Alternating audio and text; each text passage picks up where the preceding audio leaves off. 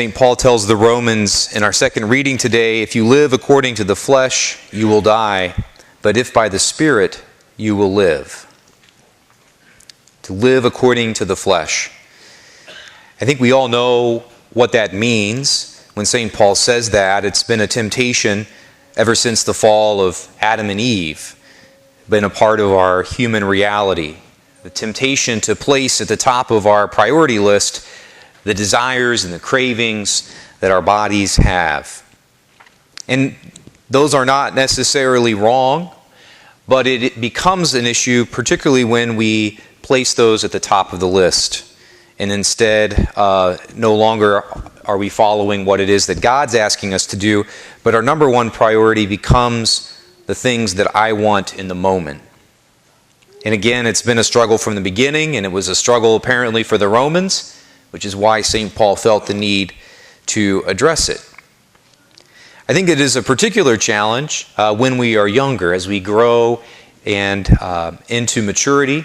And not that it suddenly becomes no longer a difficulty, but certainly for our young people in a special way, figuring out and recognizing the need to place at the top of our list of priorities the Spirit of God, and allowing God to govern all the other things and decisions that we make is something that I think we need in a particular way to pray and encourage and help our young people come to understand.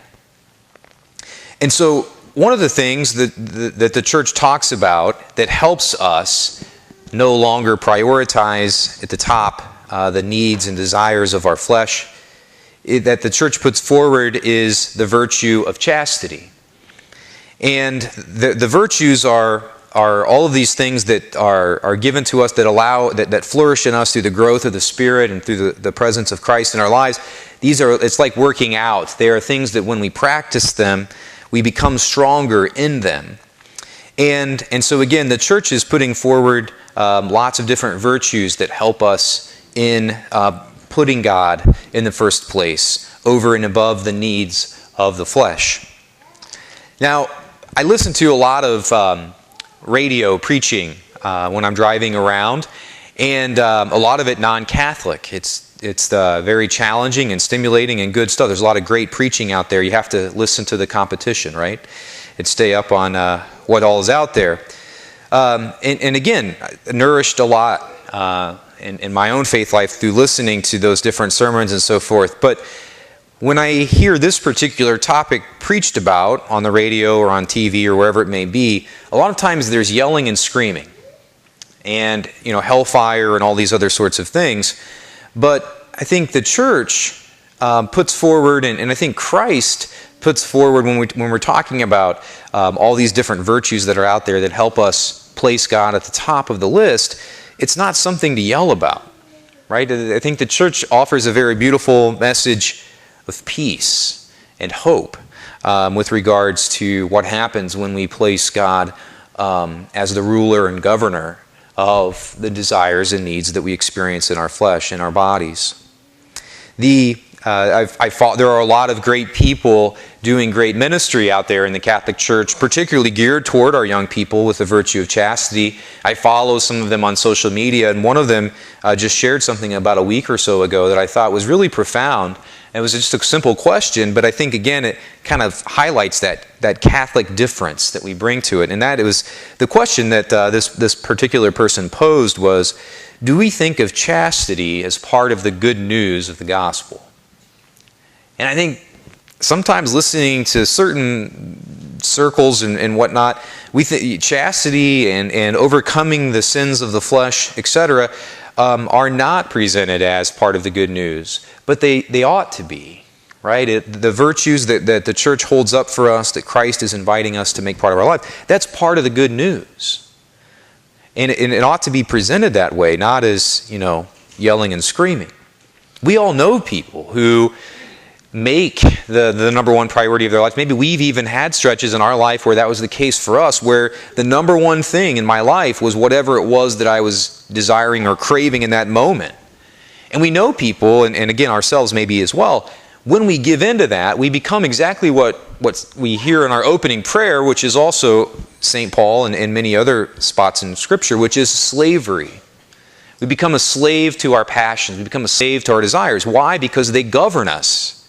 We choose to place them in the top spot, and then everything is dictated to us by whatever it is that we're in, and that never leads to anything other than misery. There's short-term bursts of pleasure, etc., but it ultimately leads to this sort of unhappiness, depression, and misery, and all those sorts of things.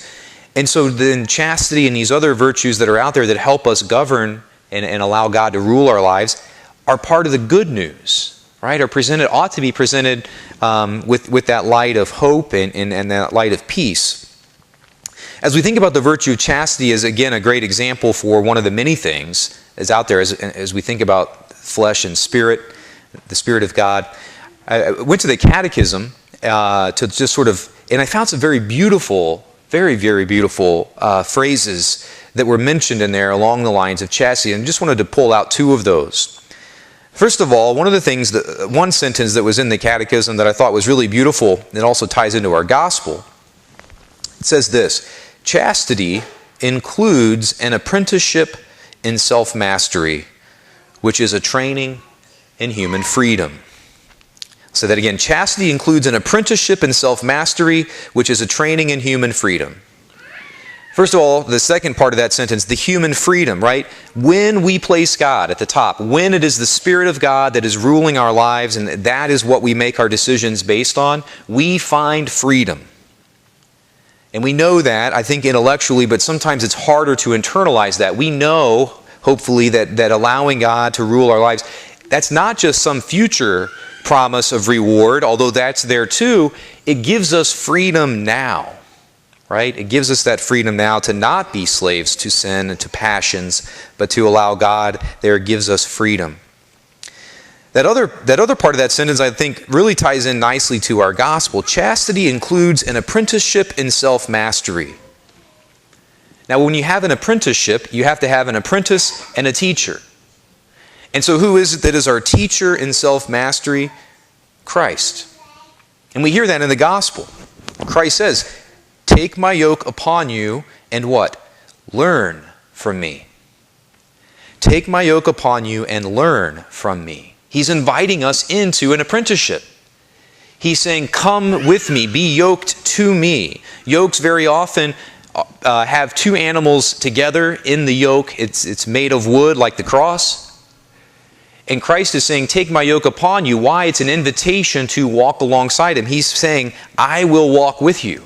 I will teach you. I will be there with you to help you and guide you in learning how to place God at the top of your list. No longer a slave to your passions. He's inviting us into that. And He's saying, much like Simon helped Christ carry His cross, Jesus is saying, look, climb into this yoke with me, and what you will find is freedom. Because He says, if you do this, if you take my yoke upon you, what? You will find rest for yourselves. Again, another beautiful way of just saying, look, Christ is inviting us to this relationship. He's saying, I will walk with you. I'm not going to, run 4 miles ahead and yell at you and say, let's go, hurry up, get over here. He's saying, I will walk with you. I will teach you. I will be there alongside you when you desire to learn how to place God first. The other beautiful phrase, I think, from the Catechism in regards to chastity that I think has so many other applications for us, it says this: chastity means the successful integration of the person, and thus an inner unity of body and spirit. The virtue of chastity involves the integrity of the person, and it ensures the unity of the person. It tolerates neither a double life nor duplicity in speech. When we are governed by our passions, when the number one priority in my life is whatever it is that my bodily desires, when we do what St. Paul says, make the flesh the first place, what we find is very often a double life, or even a triple or quadruple or whatever it might be. We begin to have different personalities or different ways of interacting with people based on where we're at. So I have my church self, and then I have the person that I am when I'm around my good friends or my spouse or my family. And then I have this person that I am when I'm all by myself. And I have this person over here when I'm at work. And it gets very difficult and challenging to juggle all these different personalities. Where am I at? Okay, I got to figure out who I'm supposed to be. That word integrity was put to us a lot in the seminary, and I'm very thankful for that. It was a great challenge to us. We don't mean it, the church there doesn't mean it in the exact same way that we often use it. You know, I like such and such person because they have integrity. When we talk about integrity, we mean really what it says there, a unity of the person. So there's this integration of all these different ways of being. A healthy person, a person who has everything in the right order and is following Christ, there begins to be an integrity that I'm the same person no matter where I'm at. No matter what it is that I'm doing, whether I'm alone or I'm with people or I'm with my close friends or I'm with new people or I'm at church or I'm at wherever. It begins to be this thing where it's just, this is who I am. I become comfortable in that. I find this unity within myself. And there's great freedom in that too. There's a great peace in that. I don't have to think about, okay, where am I at? So how am I supposed to be acting in that particular situation, etc., etc. I'm always the same. Christ offers that, right? And chastity is one virtue that helps us with that. All the virtues help us find that, which is so much more peaceful. I don't have to worry about that anymore because I am always the same. I'm a child of God. I know that. I'm a sinner. I still have much work to do, but at least I have that integrity and unity within myself. And so that's something that we all desire, and we all benefit well when that becomes who we are, this unity of person. And so we pray today that we may have, first of all, the strength to follow Christ and to allow Him to apprentice us and teach us and take us on and show us the way, the courage to admit that, to say that I need God in the first place in my life, that I need to take my own desires and move them down a rung and place God up there. We may have the courage to follow Christ and the courage to implement the things and the virtues that He's inviting us to make into our lives, which He again promises will lead us to freedom and to peace.